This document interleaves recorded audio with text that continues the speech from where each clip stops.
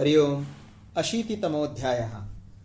शुक्राचार्य का वृषपर्वा को फटकारना तथा उसे छोड़कर जाने के लिए उद्यत होना और वृषपर्वा के आदेश से शर्मिष्ठा का देवयानी की दासी बनकर शुक्राचार्य तथा देवयानी को संतुष्ट करना।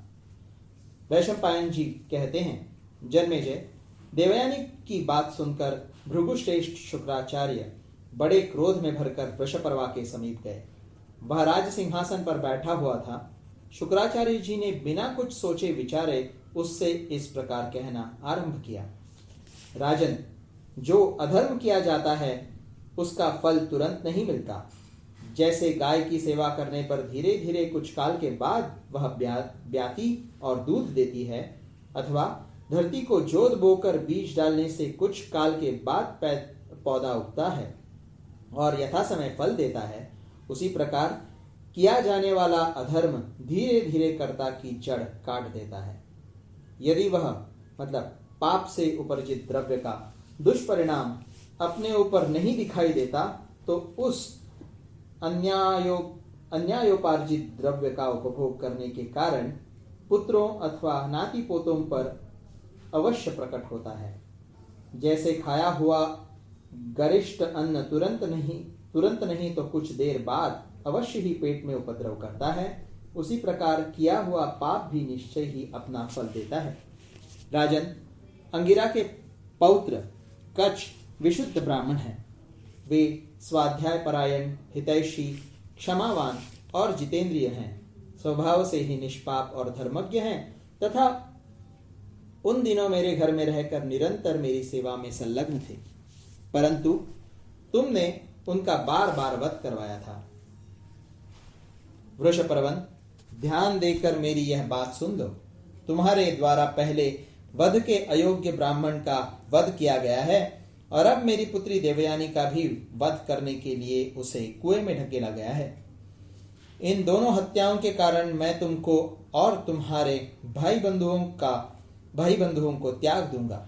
राजन, तुम्हारे राज्य में और तुम्हारे साथ मैं एक क्षण भी नहीं ठहर सकूंगा। दैत्यराज, बड़े आश्चर्य की बात है कि तुमने मुझे मिथ्यावादी समझ लिया। तभी तो तुम अपने इस दोष को दूर नहीं करते और लापरवाही दिखाते हो।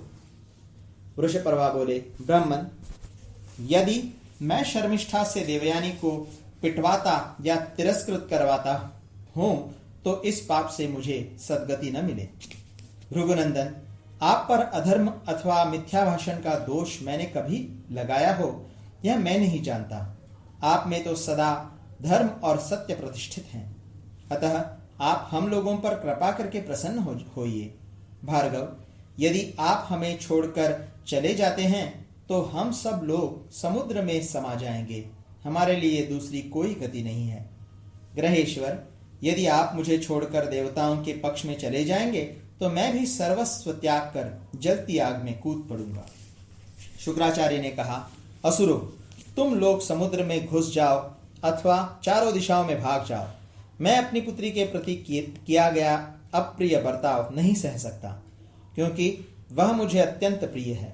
तुम देवयानी को प्रसन्न करो, क्योंकि उसी में मेरे प्राण बसते हैं।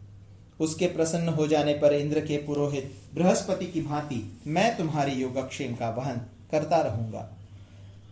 वृषपर्वा बोले, भृगुनंदन, असुरेश्वरों के पास इस भूतल पर जो कुछ भी संपत्ति तथा हाथी, घोड़े और गाय आदि पशुधन है, उसके और मेरे भी आप ही स्वामी हैं।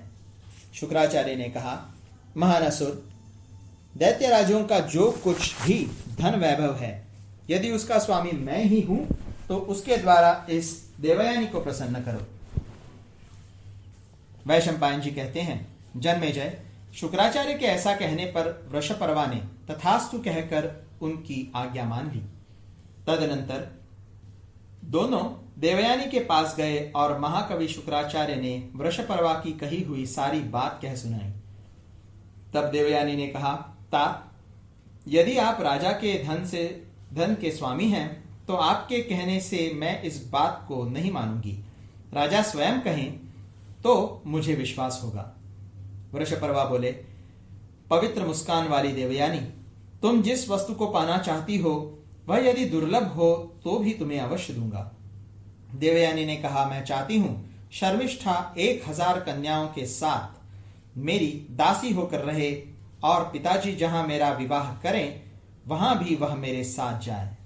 यह सुनकर वृषपर्वा ने धाय से कहा, धात्री तुम उठो, जाओ और शर्मिष्ठा को शीघ्र बुला लाओ एवं देवयानी की जो कामना हो उसे वह पूर्ण करे।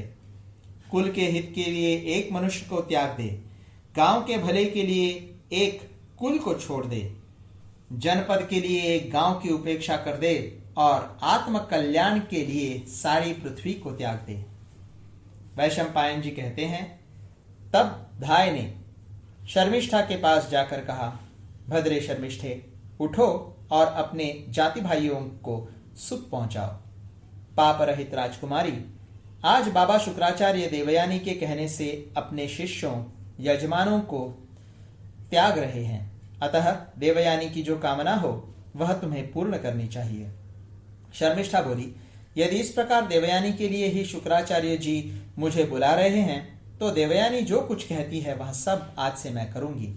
मेरे अपराध से शुक्राचार्य जी न जाएं और देवयानी भी मेरे कारण अन्यत्र जाने का विचार न करे। वैशंपायन जी कहते हैं, जन्मेजय, तदनंतर पिता की आज्ञा से राजकुमारी शर्मिष्ठा शिविका पर आरूढ़ हो तुरंत राजधानी से बाहर निकली। उस समय वह 1000 कन्याओं से घिरी हुई थी। शर्मिष्ठा बोली, देवयानी, मैं 1000 दासियों के साथ तुम्हारी दासी बनकर सेवा करूंगी और तुम्हारे पिता जहां भी तुम्हारा ब्याह करेंगे वहां तुम्हारे साथ चलूंगी। देवयानी ने कहा, अरे मैं तो स्तुति करने वाले और दान लेने वाले भिक्षुक की पुत्री हूं और तुम उस बड़े बाप की बेटी हो जिसकी मेरे पिता स्तुति करते हैं, फिर मेरी दासी बनकर कैसी रहोगी। शर्मिष्ठा बोली, जिस किसी उपाय से भी संभव हो अपने विपदग्रस्त जाति भाइयों को सुख पहुंचाना चाहिए, अतः तुम्हारे पिता जहां तुम्हें देंगे वहां भी मैं तुम्हारे साथ चलूंगी। वैशंपायन जी कहते हैं, नृपश्रेष्ठ, जब वृषपर्वा की पुत्री ने दासी होने की प्रतिज्ञा कर ली तब देवयानी ने अपने पिता से कहा। देवयानी बोली, पिताजी, अब मैं नगर में प्रवेश करूंगी।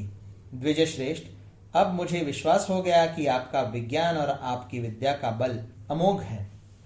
वैशंपायन जी कहते हैं, जन्मेजय, अपनी पुत्री देवयानी के ऐसा कहने पर महायशस्वी द्विजश्रेष्ठ शुक्राचार्य ने समस्त दानवों से पूजित एवं प्रसन्न होकर नगर में प्रवेश किया। इस प्रकार श्री महाभारत आदि पर्व के अंतर्गत संभव पर्व में ययाति उपाख्यान विषयक 80वां अध्याय पूरा हुआ।